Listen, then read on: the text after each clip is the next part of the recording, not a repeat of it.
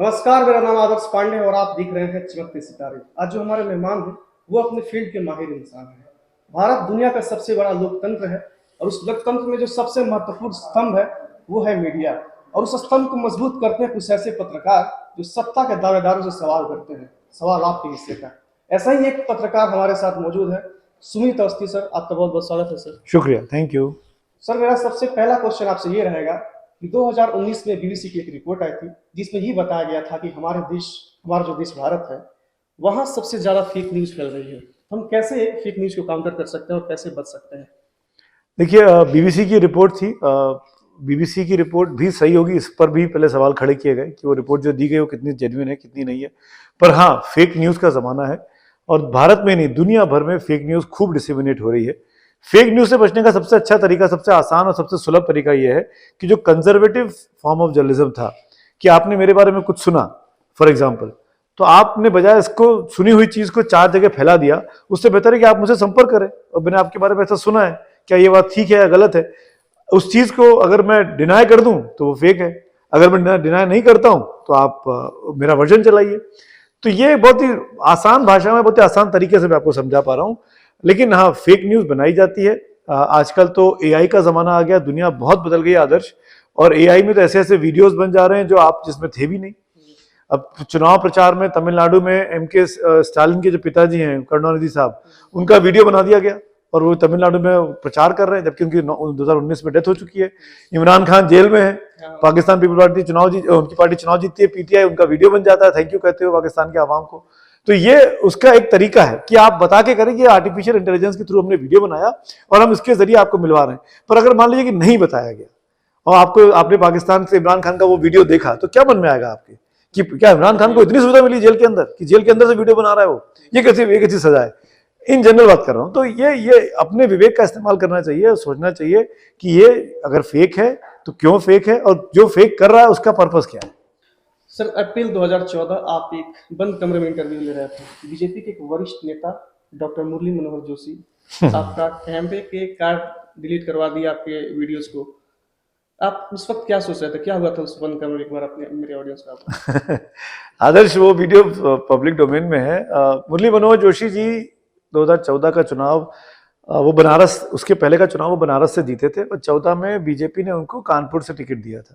मैं यूपी में कैंपेन कर रहा था, उस दौरान मैं जी न्यूज़ में काम करता था और तो मैं हर सीट पे जहाँ जहाँ जा रहा था वहाँ के जो 2 बड़े कैंडिडेट थे उनके छोटे छोटे इंटरव्यूज़ करता था अपने उस बुलेटिन, उस शो के लिए।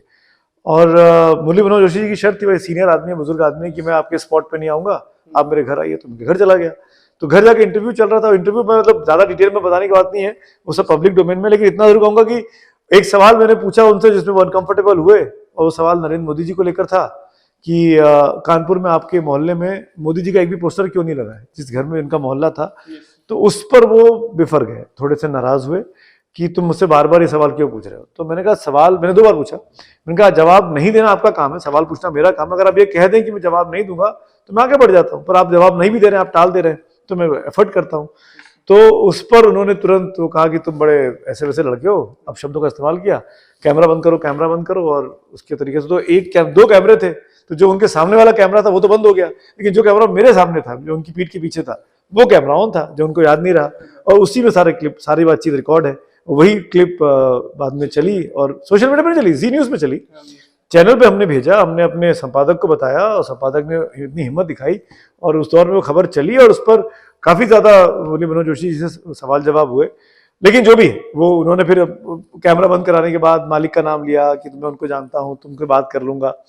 तो ये मैंने कहा कि मैं गलत कुछ कर नहीं रहा था, मैंने कोई गलत सवाल नहीं किया था, तो उसमें कुछ डरने की बात थी नहीं। तो जो मुझे उस वक्त मेरी बुद्धि में आया, समझ में आया कि ईमानदार रहते हुए जो मैं पूछ सकता हूँ, वो तो कैमरामैन का शुक्रिया है कि उसने दूसरा कैमरा बंद नहीं किया तो रिकॉर्ड हो गया। एक और बात हुई थी कि इस पर मेरा सवाल ये कि आप जब भी सवाल पूछते थे लोग नाराज हो जाते हैं, जैसे असदुद्दीन ओवैसी आपसे जनसंख्या वाले जो कर रहे थे उस पर नाराज हो गए।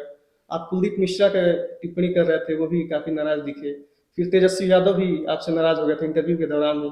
गिरिराज सिंह तो इंटरव्यू छोड़ के ही भाग गए थे, गाली भी दी थी। तो फिर मैं ये पूछना चाहता हूँ कि सर, जब आप दोबारा उन लोगों से मिलते हैं तो कैसे कि इस नए एनर्जी के साथ जाते हैं, फिर सवाल उसी तरह पूछते हैं बिना बिना किसी हेजिटेशन, कैसे आप मैनेज कर पाते हैं? देखिए, मैंने अभी एक बात बोली अंदर कि ईगो नहीं रखना चाहिए। आप अपना काम कर रहे थे और जो सामने वाला जिसको सवाल का जवाब नहीं देना था वो अपना काम कर रहा था। ये बात भी सच्चाई है कि हमको नेताओं की ज़रूरत है अपनी स्टोरीज करने के लिए, और नेताओं को मीडिया की ज़रूरत है अपनी स्टोरीज को फैलाने के लिए, आगे बढ़ाने के लिए। तो वो खटास जैसी खटास बहुत होती नहीं है, होती भी है तो कुछ महीनों के लिए, कुछ पल के लिए, कुछ हफ्तों के लिए, फिर चीज़ें धीरे धीरे करके नॉर्मल हो जाती हैं। दोनों तरफ से एफर्ट होता है, वो भी चाहते हैं, आप भी चाहते हैं, इसीलिए चीज़ें नॉर्मल हो पाती हैं। तो उसमें इतनी दिक्कत की बात नहीं लगती आदर्श मुझे। लेकिन हाँ, ये अच्छी बात है कि आपसे कुलदीप मिश्रा भी नाराज होता है, आपसे तेजस्वी यादव भी नाराज होता है, आपसे मुरली मनोहर जोशी भी नाराज होते हैं, आपसे असदुद्दीन ओवैसी भी नाराज होते हैं। तो ये जो चारों तरह के लोग आपसे नाराज हुए, इसका मतलब आप अच्छे से ईमानदारी से काम कर रहे हैं। तो समय की तंगी है, तो ये था हमारा खास कार्यक्रम मिस्टर सुमित अवस्थी के साथ। हम मिलेंगे फिर ऐसे ही किसी गेस्ट के साथ। तब तक के लिए अपना और अपने का ख्याल रखिए। बहुत बहुत धन्यवाद।